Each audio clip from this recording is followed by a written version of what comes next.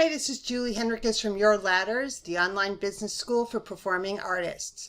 Today I want to talk about email lists. Your email list is the one part of marketing that you own completely. So never underestimate the value of your list and never neglect the opportunities to add names to your lists.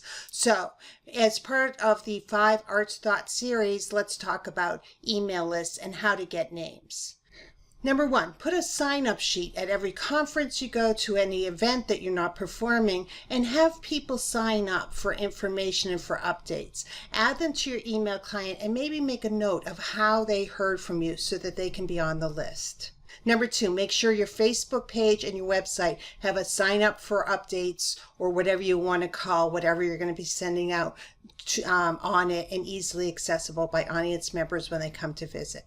Number 3, when you meet somebody, if they're interested in your work, ask them if they'd like to be added to your list and then go home and add them to the list. That's one way to keep in contact and let them know what you're doing. Also, make sure to reach out to friends and family and have them sign up for their list and have their friends sign up for the list as well. The more the merrier. We'll talk a lot about word of mouth in other conversations, and we certainly talk about it in the marketing class, but it's a good thing to understand now.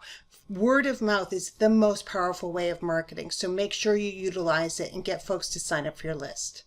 Number 4, if there's a funder or a foundation or somebody in town that you want to keep apprised of what you're doing, or an arts agency or anyone else, or the mayor, make sure you add them to your email list and keep them updated on what you're doing. You never know if it's going to fly by something or somebody's going to show up, or when there's an opportunity, they're going to keep you informed because you're top of mind. So use your email list to also keep folks informed of what you're doing who are aspirational or outside.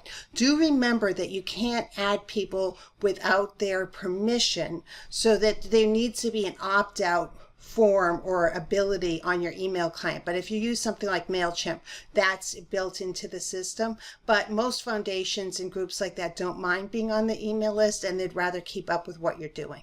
Number 5, make sure the box office, whatever box office you use, gives you your names and emails of the folks who went to your show. This is really, really important. If you're using a venue that won't give you the names and emails, push them on that a little bit. These are your patrons. These are the folks who came to see your show, so they should be willing to give those to you. If you're using it your own client, you're doing an online system, make sure you can pull names and emails out of the system. Otherwise, choose a system that you can do that with, because those are the folks who are your built-in audiences. They come to see your show. Those are the folks who want to keep up to date with what you're doing. So don't lose those names. Those are gold. So those are 5 arts thoughts on how to build an email list. And an email list is incredibly useful and incredibly important, both for marketing and for fundraising and other tools. I talk about those in different classes. In the meantime, make sure that you subscribe to this YouTube channel, you're liking us on Facebook, and you're following us on Instagram, and you've gone to yourladders.com to sign up for updates and also to read the blog and get all the free downloads that I've got on the site. Thanks so much for visiting. We'll see you in the next video.